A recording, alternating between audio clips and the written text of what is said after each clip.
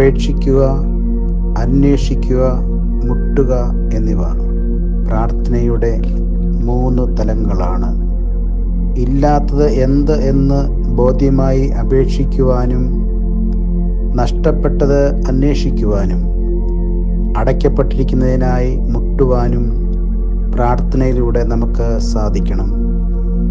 എന്നാൽ ചില സമയത്ത് നമ്മെ ആവശ്യബോധവും തീഷ്ണതയും സ്ഥിരതയും ഉള്ളവരാക്കുന്നതിലേക്കായി അവിടുന്ന് മറുപടി താമസിപ്പിച്ചേക്കാം. നമ്മുടെ ദൈവാശ്രയത്തെ വർദ്ധിപ്പിക്കുന്നതിനായി താൻ നമ്മെ പരീക്ഷയുടെ ചൂളയിൽ ശോധന കഴിച്ചേക്കാം. ആ അവസരത്തിലെല്ലാം നാം ക്ഷമയോടുകൂടി നിരന്തരം പ്രാർത്ഥനയിൽ ഉത്സാഹികളായിരിക്കുവാൻ നമുക്ക് കഴിയണം. നമ്മളെപ്പോഴും ലോകപരമായ വ്യക്തി താൽപ്പര്യങ്ങൾക്ക് പ്രാധാന്യം കൊടുത്ത് ഭൗതികമായ ആഡംബരങ്ങൾക്ക് വേണ്ടി പ്രാർത്ഥിക്കുന്നവരായി തീരാറുണ്ട്.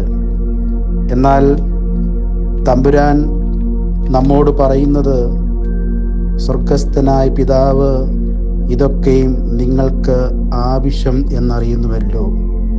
ആയതിനാൽ ആത്മീയ കാര്യങ്ങളെ അന്വേഷിക്കുക, ഭൗതിക കാര്യങ്ങൾ കർത്താവ് നമുക്ക് നൽകിക്കൊള്ളും. പ്രാർത്ഥന ഒരു പരസ്യ പ്രദർശനം ആയിത്തീരാതെ ഏറ്റവും രഹസ്യമായി ദൈവസന്നിധിയിൽ അർപ്പിക്കുന്ന വ്യക്തിപരമായ ഒരു കർമ്മമാണ്.